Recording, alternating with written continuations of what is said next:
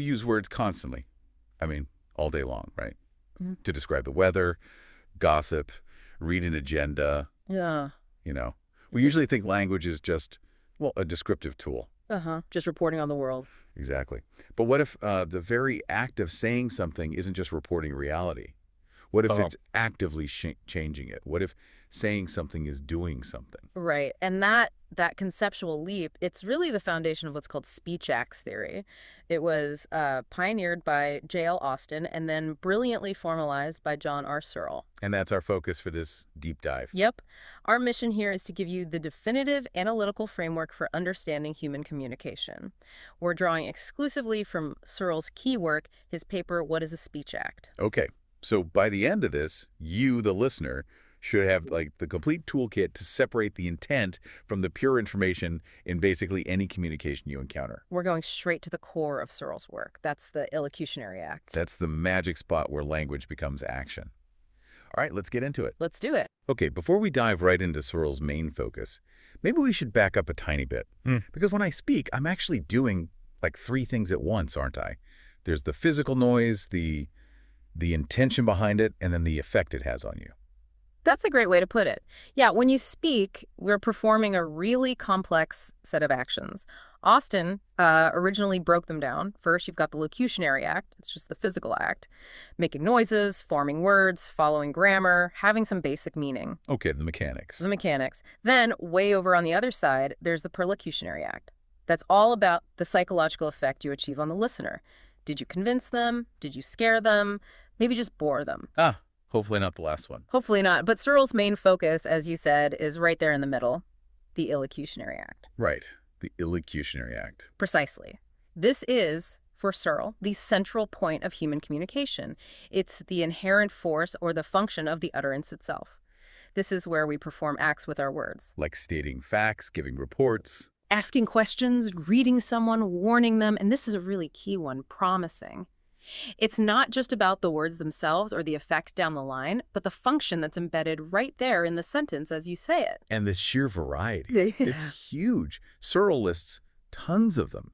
Stating, asserting, describing, warning, commenting, criticizing, apologizing, approving, welcoming, promising, requesting. I mean, it seems to cover pretty much the whole range of how we interact socially. It really does. And what's fascinating here, I think, is that Searle sees this framework as the key to solving some really old, stubborn philosophical puzzles.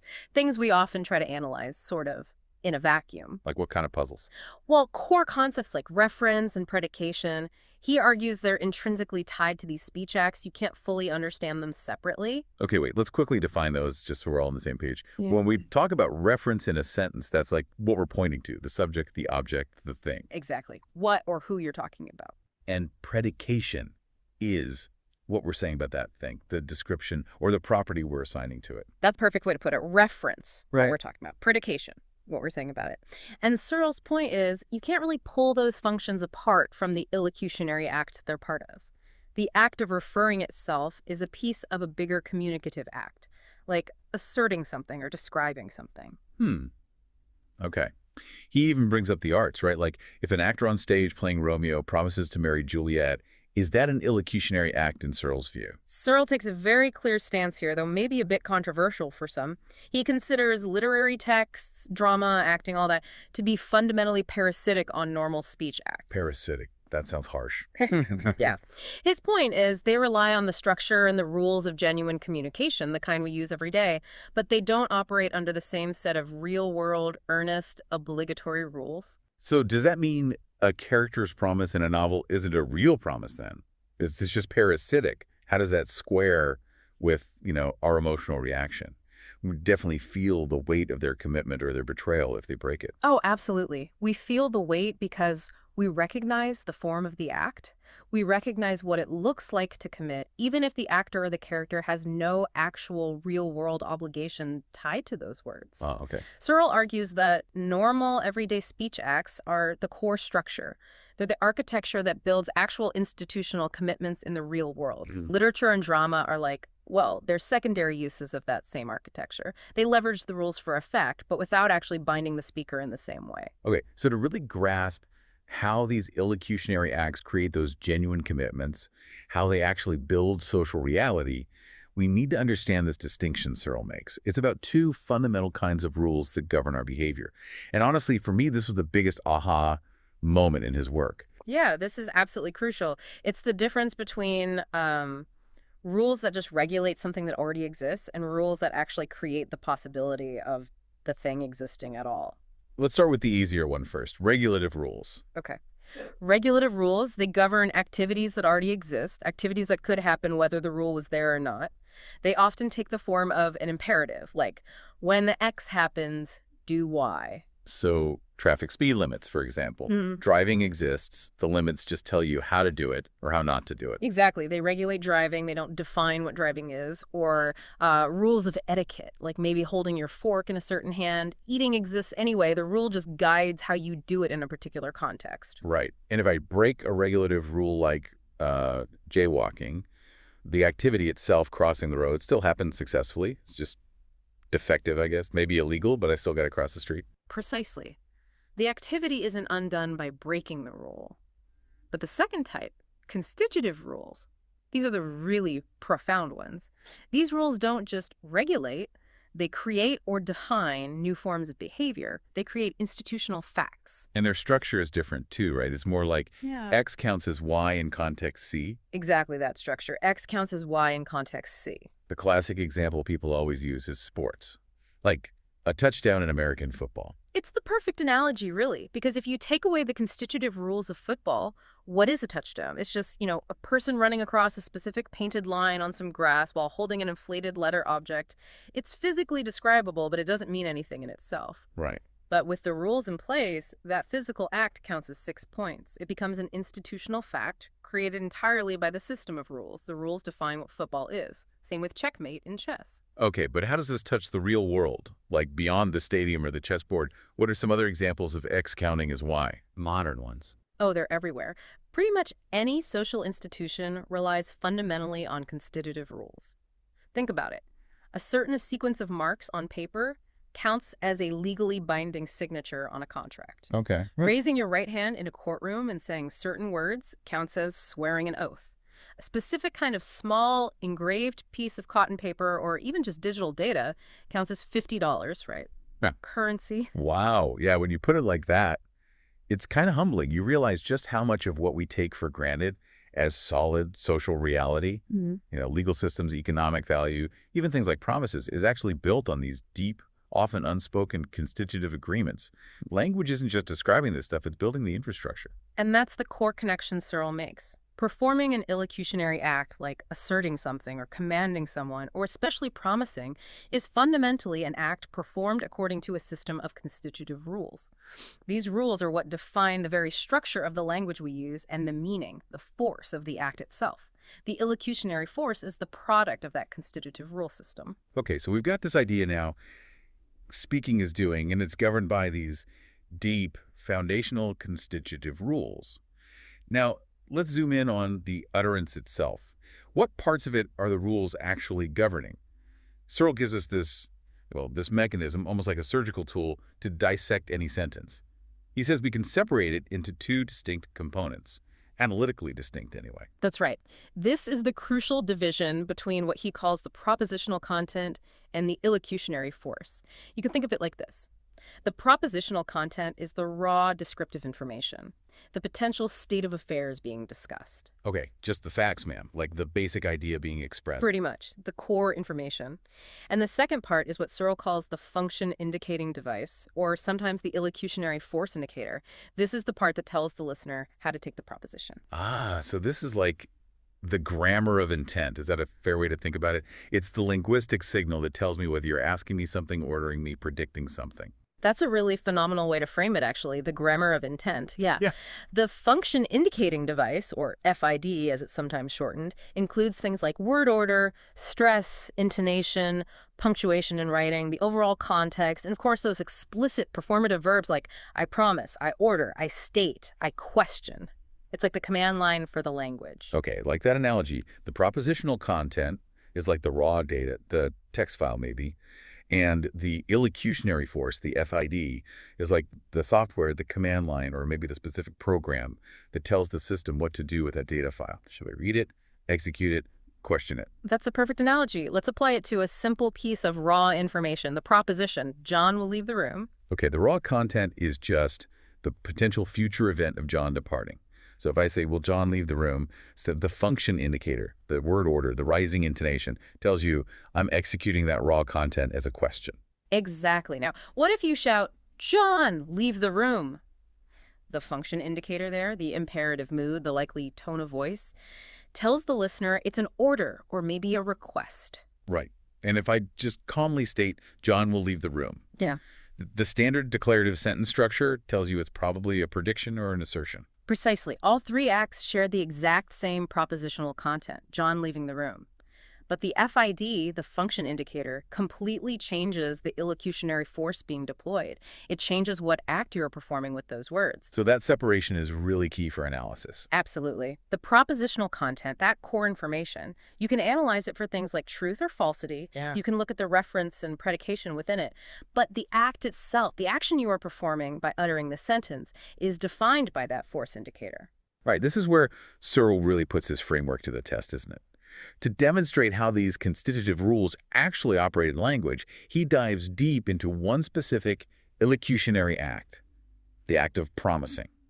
He lays out all the necessary and sufficient conditions for making a successful promise, one that's not, defective in some way.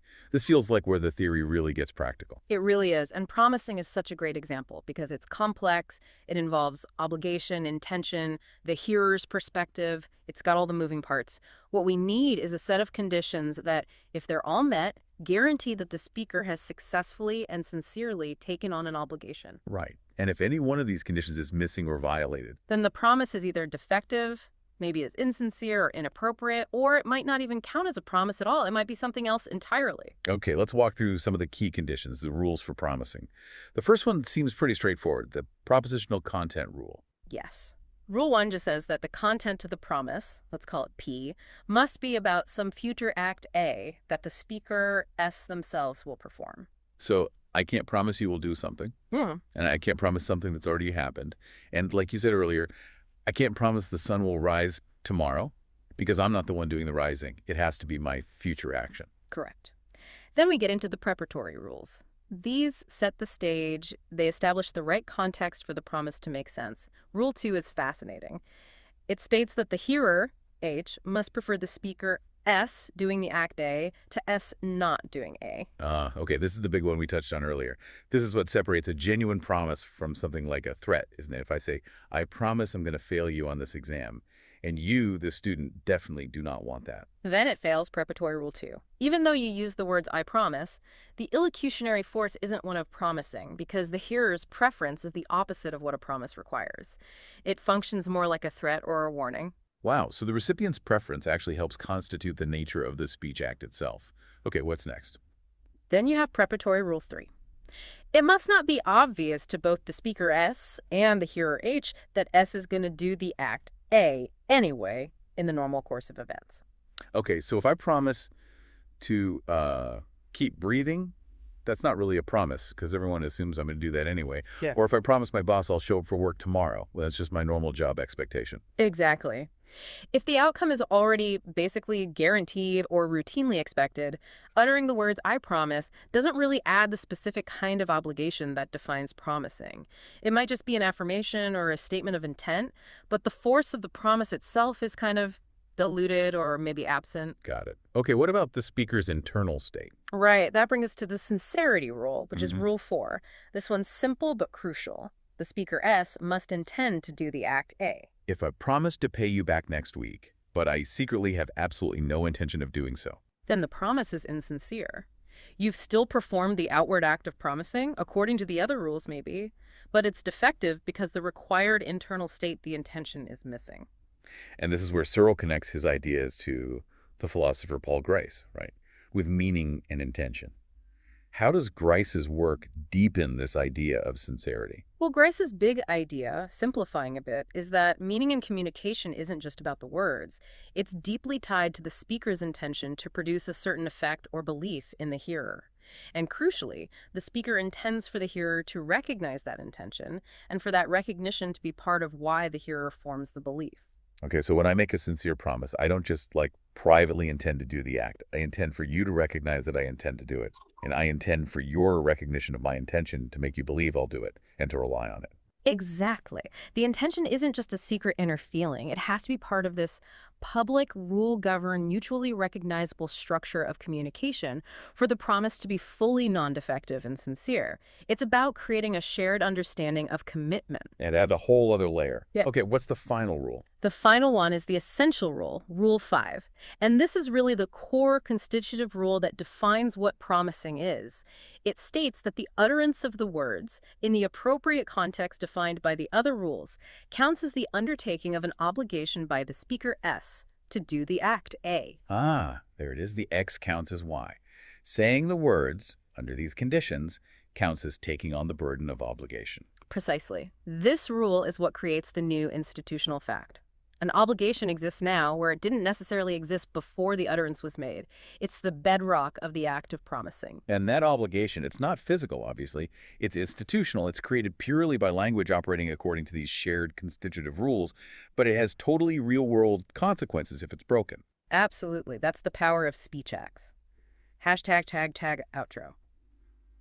So yeah, we started with this idea that maybe language isn't just for describing things, that it's fundamentally about action. And now hopefully you have a much clearer picture of how that works. Right. It works through these deep, often invisible constitutive rules. Rules that don't just regulate behavior, but actually create the very possibility of certain actions and social realities, things like making a promise, issuing a command, or even something like scoring a touchdown. They create institutional facts. Uh-huh. And you now have that analytical toolkit Searle provides. The ability to look at any utterance and separate out the raw information, the propositional content, from the crucial bit, the illocutionary force. That illocutionary force, carried by the function-indicating devices, tells you the speaker's real intent, the action they're performing. Are they just describing something? Are they trying to get you to do something? Or are they committing themselves to a future course of action? Exactly. Searle's framework really lets us move beyond just looking at the meaning of words, symbol semantics, and into the pragmatics of human action, how we use language to do things in the world. It gives you a powerful lens for identifying when someone is merely, say, describing a potential future versus when they are actually obligating themselves or commanding you. You can see when their words carry that constitutive weight. It makes you think differently about everyday conversations. And, well, maybe a final thought to leave you with, something to chew on. Yeah. If we go back to that critical distinction Searle makes between a non-defective promise and a threat, Yeah. we saw that the main difference boiled down to that one preparatory rule. Rule 2, the one that says the hearer has to prefer the speaker doing the acts. Right, that was key. So imagine a situation where every single other condition for making a solemn, binding promise is met. The speaker intends to do the future act. It's not obvious they do it anyway. They utter the words, I promise. Fully understanding this counts as undertaking an obligation. All the boxes are ticked, except for that one crucial condition. The hearer absolutely does not want the speaker to perform the act. Okay. What happens then? The force flips entirely, right? From promise to threat, maybe. So is the only thing separating what might feel like a sacred pledge of lifelong support from what feels like an enduring, dangerous commitment? Is it just the listener's immediate subjective preference in that moment? That seems kind of fragile, doesn't it? Something to analyze, perhaps, the next time you hear someone make a promise or the next time you make one yourself?